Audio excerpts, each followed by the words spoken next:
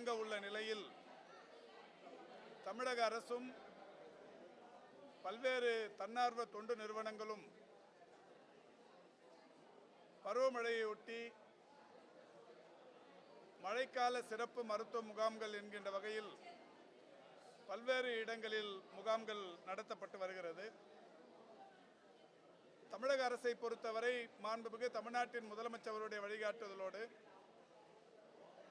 தமிழ்நாட்டில் எங்கே எல்லாம் காய்ச்சல் பாதிப்புகள் கண்டறியப்படுகிறதோ, குறிப்பாக ஒரு தெருவிலோ அல்லது ஒரு ஊரிலோ ஒன்றுக்கும் மேற்பட்ட காய்ச்சல் பாதிப்புகள் இருக்குமானால் உடனடியாக அங்கே மருத்துவ முகாம்கள் நடத்த உத்தரவிட்டு அந்த வகையில் மருத்துவ முகாம்கள் நடைபெற்றுக் கொண்டிருக்கிறது.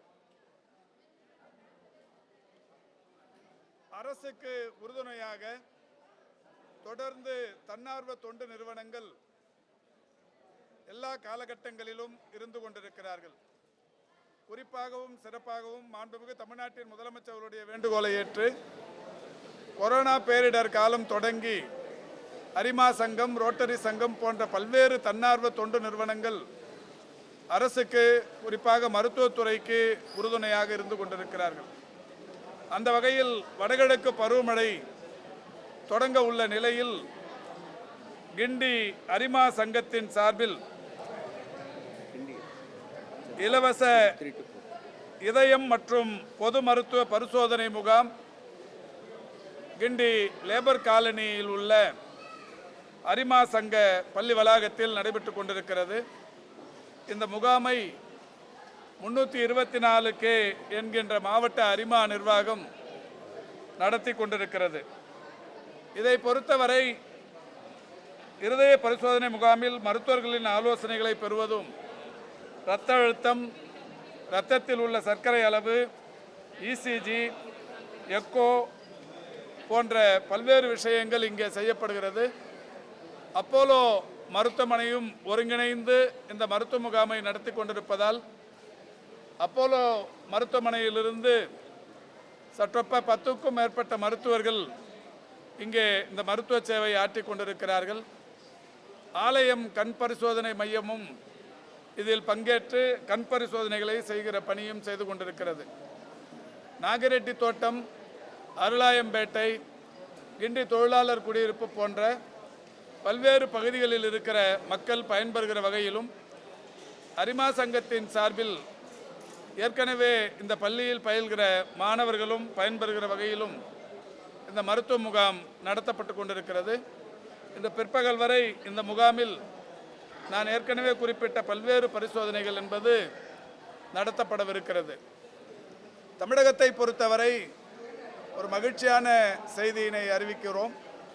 இன்றைக்கு மாண்புமிகு தமிழ்நாட்டின் முதலமைச்சர் அவர்கள் 2021 ஆகஸ்ட் திங்கள் 5ஆம் தேதி கிருஷ்ணகிரி சாமணப்பள்ளியில் ஒரு மகத்தான திட்டத்தை முன்னெடுத்தார்கள்.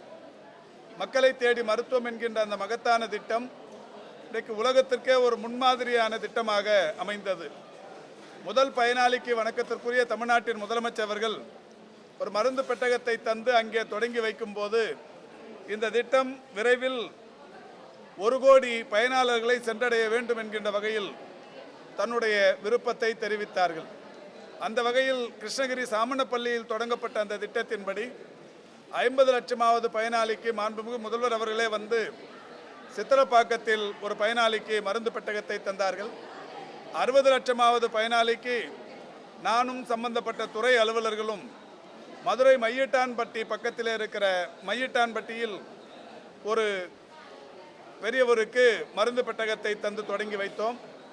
60 லட்சமாவது பயனாளி அது. 75 லட்சமாவது பயனாளி நாமக்கல் மாவட்டம் போதை மலையில் இருக்கிற ஒரு மலை கிராமத்தில் அங்கே இருக்கிற நல்லம்மாள் என்கின்ற ஒரு பயனாளிக்கு மருந்து பெட்டகம் தரப்பட்டது.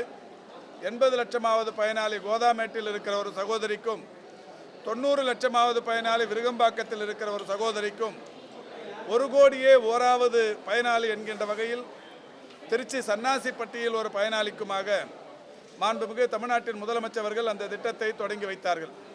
ஆக 1 கோடி பயனாளர்களை சென்றடைந்த அந்த திட்டம் இன்றைக்கு மகிழ்ச்சியோடு தெரிவித்துக் கொள்கிறோம். 1,96,77,577 பேரை சென்றடைந்திருக்கிறது. வீடுகளுக்கு தேடி சென்று மருத்துவம் பார்க்கிற இந்த மகத்தான திட்டம் உலக அளவில் புகழ்பெற்ற திட்டமாக இருந்து கொண்டிருக்கிறது.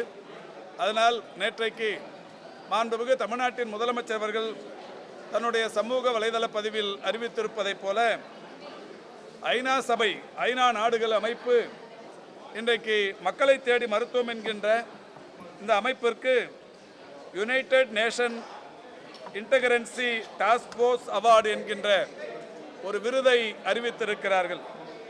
உலக நாடுகள் உற்று நோக்குகிற வகையில் மக்களை தேடி மருத்துவ திட்டம் சிறப்புற செயல்படுத்தியமைக்கு ஐநா சபை பாராட்டுக்களை தெரிவித்து விருது அறிவித்திருக்கிறது.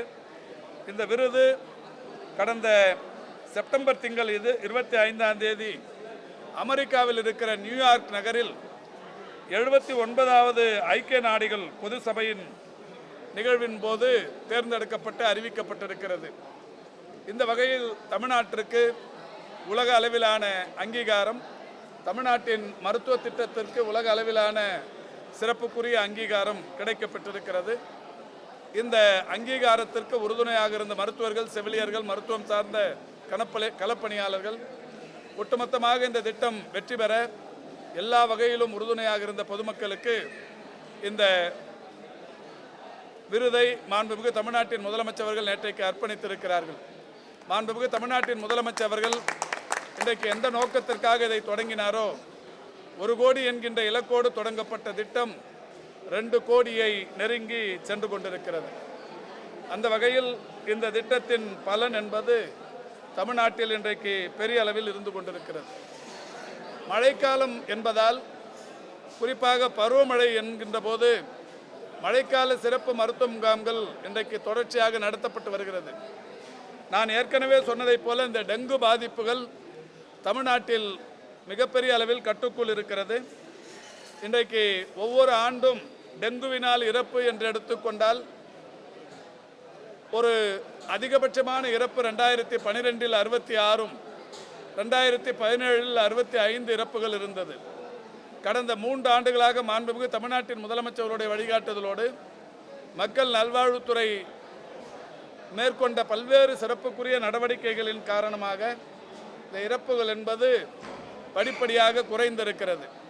அந்த வகையில் இந்த ஓராண்டு முழுவதும் அரசின் சார்பிலும் பல்வேறு தமிழ்நாட்டில் இருக்கிற தனியார் மருத்துவமனைகளிலும் கூட டெங்கு காய்ச்சல் பாதிப்பு உள்ளவர்களை கண்டறிந்து அவர்களுக்கு அளிக்கப்படும் சிகிச்சைகளை கண்காணித்து சிறப்பாக இந்த பணிகள் மேற்கொண்டு வருகிற சூழலில் 7 இறப்புகள் இதுவரை பதிவாகி இருக்கிறது. இந்த 7 இறப்புகளும் கூட அவர்கள் குறித்த காலத்திற்குள் மருத்துவர்களை அணுகாமல் இருப்பது, காய்ச்சல் வந்ததற்கு பிறகு மருத்துவமனைக்கு வராமல் தாங்களே தன்னிச்சையாக சிகிச்சைகளை மேற்கொள்வது, இப்படிப்பட்டவர்கள்தான் ஒரு 7 இறப்புகளுக்கு காரணமாக இருக்கிறார்கள். அந்த வகையில் பொதுமக்களுக்கு வடகிழக்கு பருவமழை தொடங்க உள்ள நிலையில் மக்கள் நல்வாழ்வுத்துறையின் வேண்டுகோள், காய்ச்சிய நீரையே பருக வேண்டும். வீடுகளை ஒட்டி நீர் தேக்கத்தை, மழைநீர் தேக்கத்தை சுத்தமாக தவிர்க்க வேண்டும். வீடுகளில் இருக்கிற தேவையற்ற பொருட்கள், கொட்டாங்கச்சி, பானை ஓடு போன்ற பல்வேறு தேவையற்ற பொருட்களில் தேங்கி நிற்கிற நீரை உலர்த்தி வைக்க வேண்டும். வீடு வாயில்களில் பிடித்து வைக்கிற குடங்களிலோ அல்லது தொட்டிகளிலோ பிடித்து வைக்கிற நீரை துணி போட்டு மூடி வைத்திருக்க வேண்டும். இப்படி கொசு பெருக்கத்தை தடுக்கவும் கொசு உற்பத்தியை குறைக்கவும் நடவடிக்கைகளுக்கு அரசுக்கு மக்கள் உறுதுணையாக இருக்க வேண்டும் என்கின்ற வேண்டுகோளும், பருவமழை தொடங்க உள்ள நிலையில் மக்கள் காய்ச்சிய குடிநீரை பழகுவதற்கு பழகிக்கொள்ள வேண்டும் என்கின்ற வகையிலும் வேண்டுகோள் விடுக்கப்படுகிறது. என்றாலும் இந்த காய்ச்சல் பாதிப்புகளை உடனடியாக தடுப்பதற்கும், ஓரிரு பாதிப்புகள் இருந்தாலும் மருத்துவமனைகளுக்கு வந்து சிகிச்சை பெறுவதற்கும் உரிய மருத்துவ கட்டமைப்புகள் தமிழ்நாட்டில் ஏராளமாக இருந்தாலும் ஒரு 1000 இடங்களில் மாண்புமிகு தமிழ்நாட்டின் முதலமைச்சருடைய வழிகாட்டுதலோடு வருகிற 15ஆம் தேதி 1000 இடங்களில் தமிழ்நாட்டில் மருத்துவ முகாம்கள் நடத்தப்படும். தமிழ்நாட்டில் கடந்த ஆண்டும் கூட இதே அக்டோபர் திங்களில் வடகிழக்கு பருவமழையொட்டி மழைக்கால சிறப்பு முகாம்கள் ஒரே நாளில் 1000 முகாம்கள் நடத்தப்பட்டது. அதேபோல் இந்த ஆண்டும் அக்டோபர் 15ஆம் தேதி ஒரே நாளில் 1000 மருத்துவ முகாம்கள் தமிழ்நாடு முழுவதிலும் நடத்தப்படும். அதில் சென்னையில் மட்டும் 100 இடங்களிலும் மற்ற 37 வருவாய் மாவட்டங்களில் 900 இடங்களும் என்கின்ற வகையில் 1000 மருத்துவ முகாம்கள் நடத்தப்படும் என்பதை தெரிவித்துக் கொள்கின்றேன்.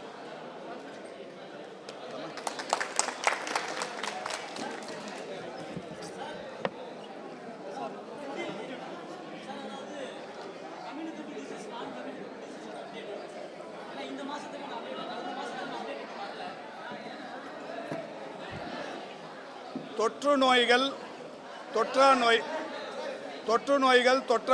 என்கின்ற வகையில் தொற்றா நோய்களின் பாதிப்பு கட்டுக்குள் இருக்கிற காரணத்தினால்தான் உலகிலேயே தொற்றா நோய்களுக்காக வீடுகளுக்கே தேடிச் சென்று மருத்துவம் பார்க்கிற காரணத்தினாலே தான் ஐநாவே இன்றைக்கு அங்கீகரித்து விருது ஒன்றை வழங்கியிருக்கிறது.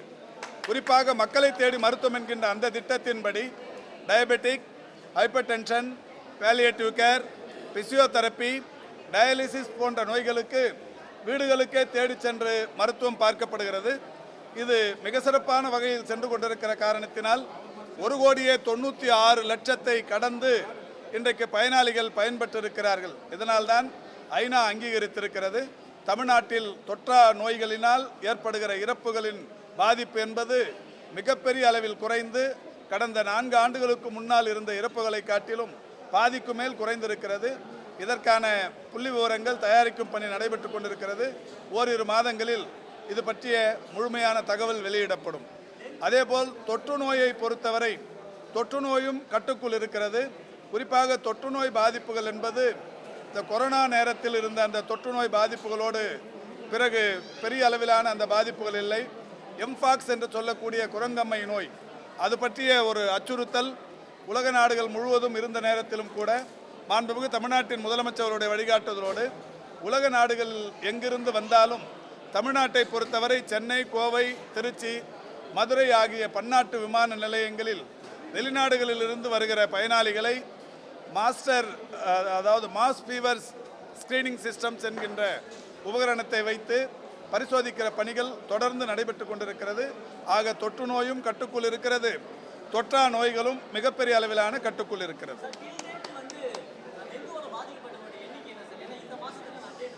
இப்போ அறிவிப்பாங்க, கொடுப்பாங்க. 7 இறப்புகள் தான் சொல்லிட்டேன். பாதிப்புகள்